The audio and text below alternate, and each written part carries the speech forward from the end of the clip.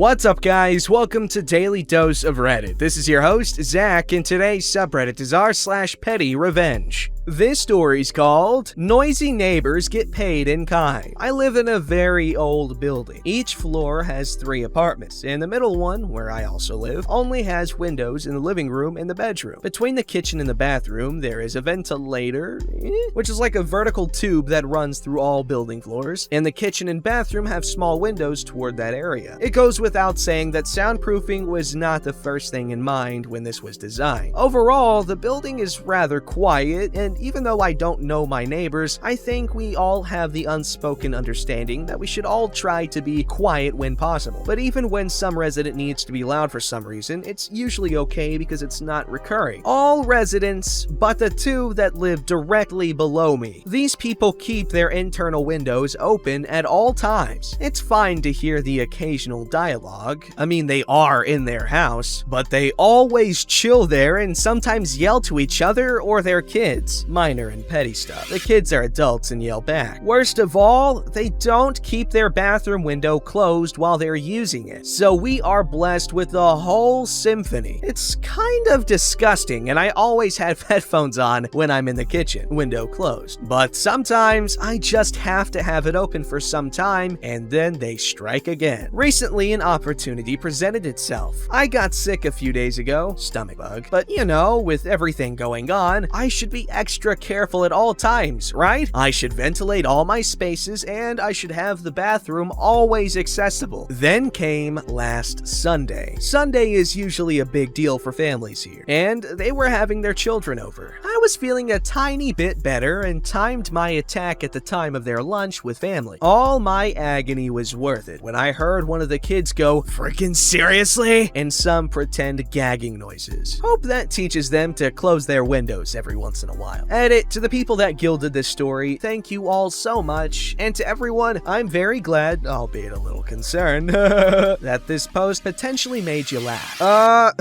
That's some pretty good revenge. Gave them a taste of their own medicine, and I'm curious to see if that worked. Maybe they just weren't aware of the lack of privacy or something. Like, maybe they just didn't know that people could hear them pooping. I don't know. This story's called So You're Not in a Hurry? Okay, then I guess you don't need to overtake, right? A bit of context. Right-hand drive country, rightmost lane on the freeway is the fast overtaking lane, and you're to give way to faster vehicles regardless of how fast they're going, even if you're at the speed limit. Basically, you have no right to police anyone's speed as a civilian. Ayo, unfortunately, half the drivers here will happily hog the right lane even with the road ahead clear, and justify it as being within the speed limit, totally ignoring the rule about giving way. It's almost a daily occurrence, and frankly, it's frustrating because these guys just like to be on the fast lane without actually being fast, so they choke up everyone else behind. It's not uncommon to see a whole line of drivers picking up when that one hogger ahead finally changes lane. Not because he realized how selfish he was, but simply because it was time for him to exit. So anyway, there I was driving home today when I see this driver doing exactly that. In fact, he was easily 10 below the limit. No one ahead for a long way. Some traffic on the left 2 lanes, so it wasn't exactly an empty freeway either. I wait for an opening on the left, drop 2 gears and overtake him. Then I ease off the throttle and cruise even slower than he was doing. Road hogger gets annoyed after a while and switches to the middle to overtake, but I'm prepared for that, having scouted the road in front. A little ahead of me are slow vehicles in the middle and left lane, a small truck in the middle lane, and 2 bikes on the left going parallel to each other, all doing 20 to 30 below the limit, side by side. Perfect. I drop 2 gears and make sure to keep pace with the road hogger, modulating my throttle input until I'm about rolling up alongside the small truck, and then I let off the gas and pace the 2 slow vehicles in a very lazy 5th gear. Road hogger has absolutely nowhere to go on the 3-lane carriageway, and we continue chilling way below the limit until it's time for me to get off the freeway. Drop to 4th, overtake,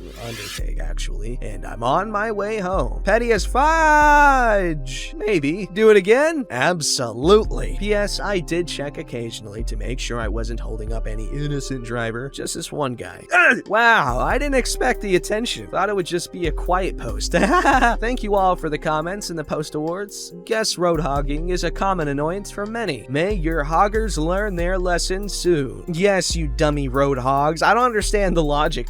I'm pretty sure it's way safer to just let someone overtake you than to do stuff like that. Like, it literally benefits you in no way to do stuff to like hog the road like that. Oh my god. This story's called Neighbor Tells Me No Smoking in the Toilet. So I moved places a few months ago. I live on the top floor of a 5-story building, and the subject of my revenge lives on the first floor, directly below me. I rent the place, and according to the contract, I cannot smoke in the house, not even on the balcony. I'm fine with it, so I drag my ass down to the street and smoke there. No biggie. It all started on my 3rd day in my new little home. I went down to smoke, and while enjoying my precious cancer stick, this old lady, bimbo-y neighbor, on the first floor's balcony emerged. Excuse me, but I would like you to stop smoking in the toilet. Why would I do that? I don't know, but every night we wake up from cigarette smoke, and we would appreciate it if you would stop it. I never smoke in the house, much less in the toilet. That's why I'm smoking right here. I hope so. I never want it to happen again. Sure. And for a few days, I thought nothing of it. She's probably retired, bored, or whatever. I never smoked in the house, never will. I tried being as nice as possible, not wanting to have fights with my neighbors on the first day. I even thought she might have smelled it because I was smoking in the door of the building and her window was above it. So I even crossed the street so it wouldn't be a problem later. And with it, I thought it's over. But approximately a week later, she caught me while smoking. I won't write the conversation out. Pretty much, she told me again to stop smoking in the toilet. I tried to reason with her, saying, why would I come down and climb those monstrous stairs if I just smoke in the house? And even if I smoked in the house, why would I do it in the toilet? Why not the balcony? And I also questioned, how could the smoke go all the way down to the first floor? I'm not 100% sure, but I believe ventilation is made so air goes towards the top of the building. In the end, we both were pretty upset, and she said she'll come knocking every time she smelled it. I was like, yeah, sure. Then a week later, she did come knocking at 2 a.m. when I was sleeping. I was pissed, sent her to hell, then shut the door. The very next day, she did it again, around the same time, and this continued for a few weeks, but not every day. So we come to the revenge part. Sorry the exposition took so long. My friend suggested a very good thing. What if I knock on her door every time I go smoking, just to ensure her that I don't smoke in the toilet? And I did exactly that. For 3 days straight, every single time I had the urge to smoke, which meant something like 5 to 6 cancer sticks, outside work hours of course. I smoke much more at work. I can tell you, she was pissed. She shouted, threatened me, but all I did was make sure there is no misunderstanding from either part. But well, all fun had to stop, and it stopped when she called the police on me. They were really understanding, but obviously not approving of my actions. But now there is no knocking on my door at any time. Edit grammatical errors, mainly the balcony thing. I knew something was strange about this word.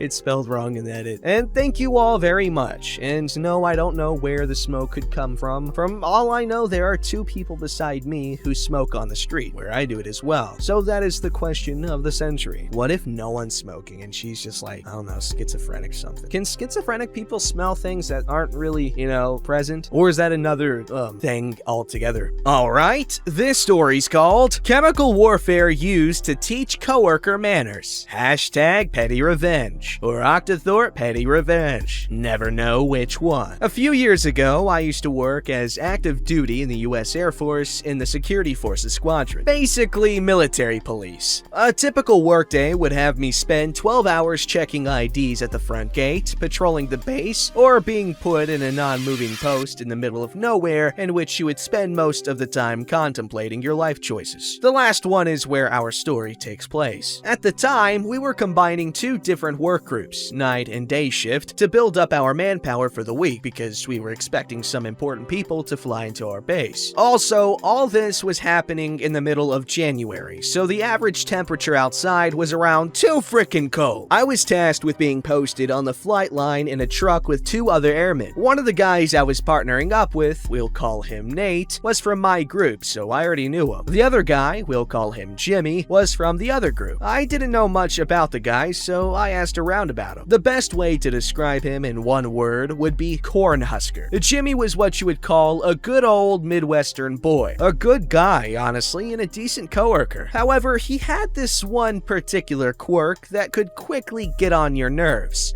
Jimmy was well known for farting and never apologizing for it. I would have understood if he had some kind of medical stomach issue or digestion problems, but nope. Jimmy was healthy as a horse and just loved ripping ass at his fullest potential. Oh, and his justification for never apologizing for it was also priceless. Jimmy was well known for saying, "What? Farting is as natural as breathing. You want me to apologize for breathing too?" Every time. Hearing this kind of rubbed me the wrong way, and so was Nate. So I decided to prepare in case he tried to pull this stunt with us. I told Nate what I had planned, and his reaction said it all. "Dear God, I hope it won't have to come to this. It'll hurt me more than it will hurt him." On the first day of us working together, it didn't take long before crap started to go down. Nate and Jimmy were sitting up front in the truck, and I was sitting in the backseat. After about 2 hours of just us talking and trying to stay warm, Jimmy did exactly what we were warned he would do. Jimmy not only let out a fart that made me question if he was medically clear to serve our country, he didn't apologize or even roll down his window.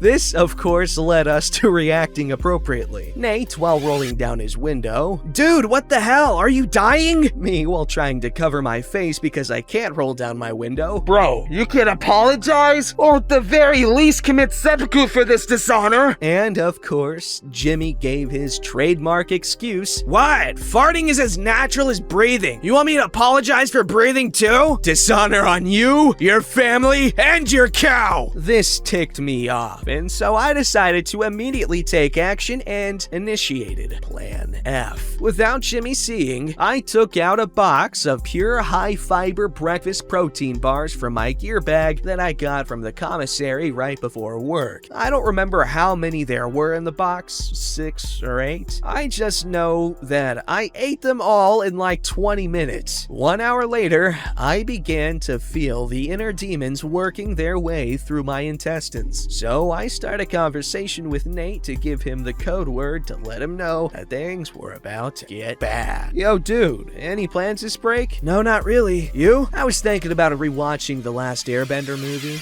Once Nate heard our code word Airbender and the fact that I mentioned that movie, he knew it was time to leave. Nate then excused himself to go read some important government emails, YouTube, in the building we were closest to, and that he would be gone for a bit. Side note, our post had a specific rule we had to follow. There had to be 2 people at the truck at all times. One person can leave for however long to go to the bathroom, smoke, get food, or whatever. But until that person comes back, nobody else can leave. Now back to the story. At this point, Nate had been gone for about 5 minutes. Jimmy was chilling in the front seat, and I was in the back getting ready to exercise the horror that raged inside me. I gave myself my last rites, and 1 minute later, it happened. I let out the most aggressive and physically demanding fart you could ever expect a 160-pound Filipino to be able to do. Jimmy's initial reaction was surprisingly positive. "Damn, boy, where I'm from, we call that a tree bender. Ha!" But then, 3 seconds later, the smell hit.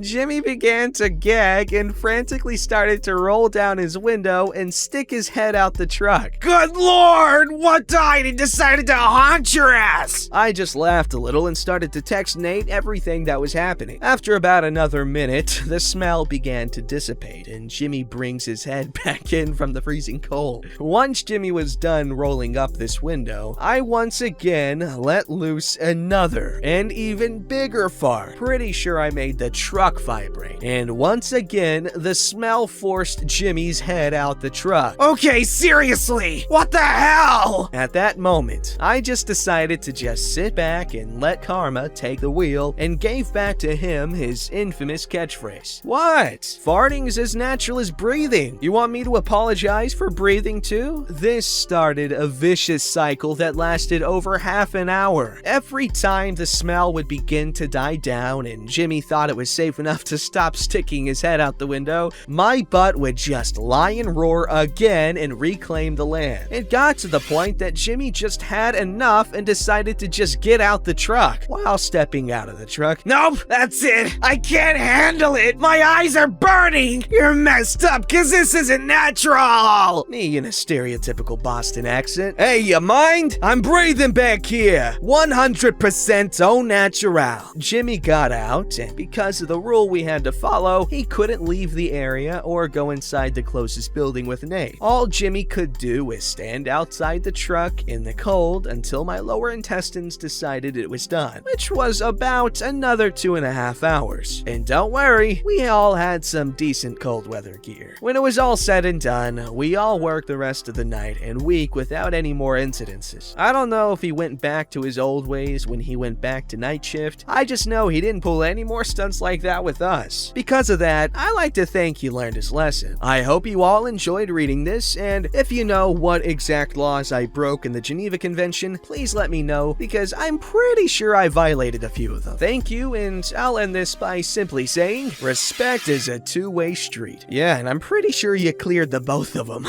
wait, no, the both ways of the street. You get what I'm saying? Because you farted nasty. And, Agent Orange is outlawed, but Agent Brown, well, apparently that's here to stay. Don't forget to like, subscribe, and hit that bell to never miss an episode.